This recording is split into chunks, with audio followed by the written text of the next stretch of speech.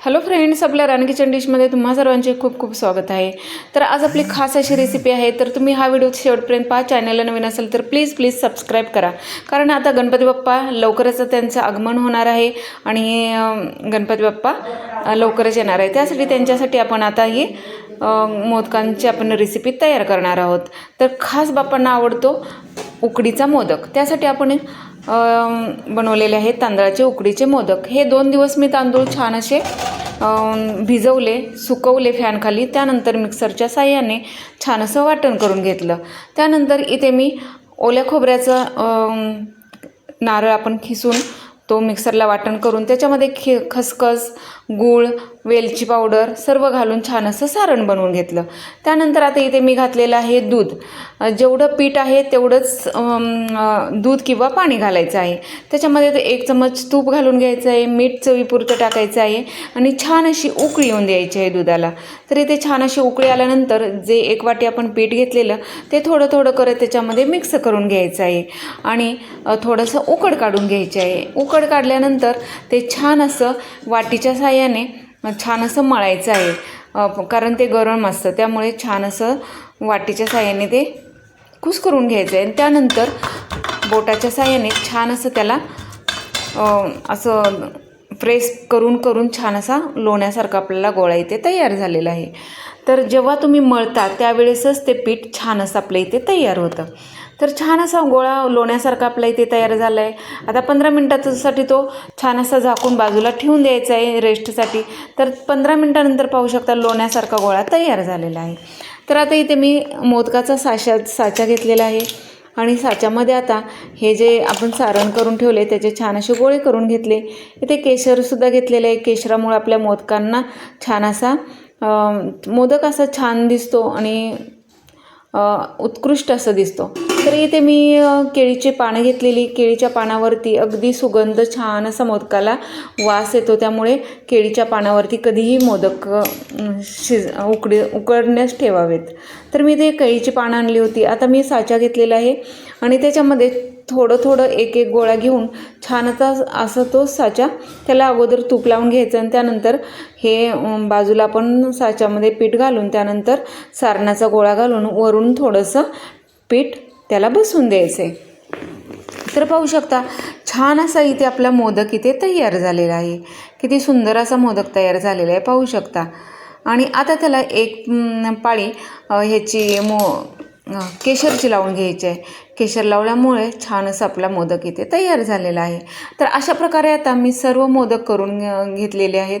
तर पाहू शकता खाली पातेलं ठेवलेलं आहे, त्याच्यामध्ये पाणी ओतलेलं आहे आणि वरती आपण एक चाळण घेतली, त्याच्यावरती केळीचं पान ठेवलं आणि त्यालासुद्धा तूप लावलेलं आहे आणि तूप लावून त्यानंतर हे जे मोदक आपण बनवलेत ते सर्व त्याच्यावरती ठेवून द्यायचे आहेत पाहू शकता। तर अशा पद्धतीने आपले सर्व मी मोदक करून घेतले। इथे 11 ते 12 मोदक असे आपले तयार झालेले आहेत पाहू शकता।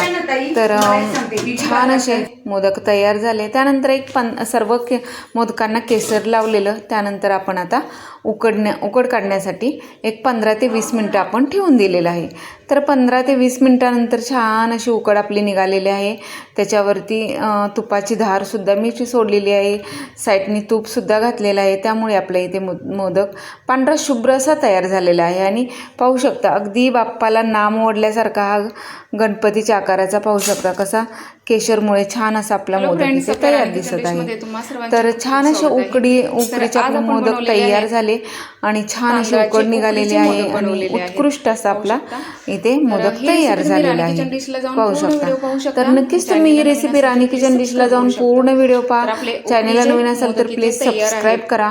अगदी लुसलुशीत मऊ असा हा मोदक आपल्या इथे तयार झालेला आहे। तर पाहू शकता किती सुंदर अशी दिसत आहे। तर नक्कीच ही रेसिपी तुम्ही एकदा ट्राय करून पहा आणि करून खा। तर आता आपण हे सर्व मोदक आपली ऑर्डर होती मोदकांची, त्यामुळे मी हे बनवले होते। तर कारण आता गणपती बाप्पा पण येत आहेत, 15 ते 1 महिनाच राहिलेला आहे बाप्पांच्या आगमनासाठी। तर त्याची आपल्याला तयारी करून ठेवायची आहे। तर पाहू शकता छान असे मोदक मी ते सर्व करून घेतले आणि सुंदर असे मोदक आपले इथे दिसत आहेत.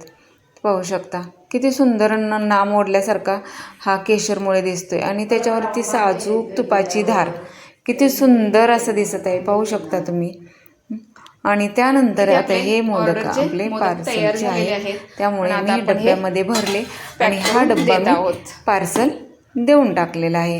कारण ज्यांची ऑर्डर होती त्यांना हा डब्बा मी देऊन टाकला.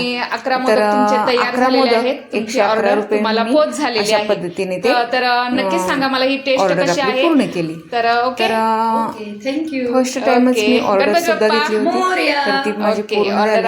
आणि गणपती बाप्पाच्या कृपा आशीर्वादाने अशाच माझ्या रेसिपी छान छान होत आणि माझ्या रेसिपी छान अशा व्हायरल होत. आणि गणपती बाप्पाच्याच कृपाशीर्वादाने सर्व काही जे होते ते गणपती बाप्पांच्याच कृपेनं होते. तर छान असा आपला मोदक इथे उत्कृष्ट असा झाला. तर नक्कीच ही रेसिपी तुम्हाला आवडली असेल तर लाईक करा, शेअर करा, कमेंट्स करा आणि प्लीज सबस्क्राईब करा.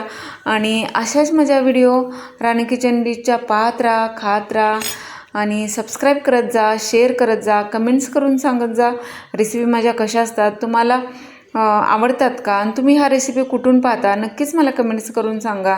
तर चला भेटूया आपण अशाच न्यू व्हिडिओज आहेत. तोपर्यंत मस्त खा, स्वस्त राहा आणि गणपती बाप्पा लवकरच येत आहेत, तर त्यांच्या आगमनाची तयारी करूया आता आपण मोदकांच्या साह्याने. तर चला बाय, थँक्यू सो मच.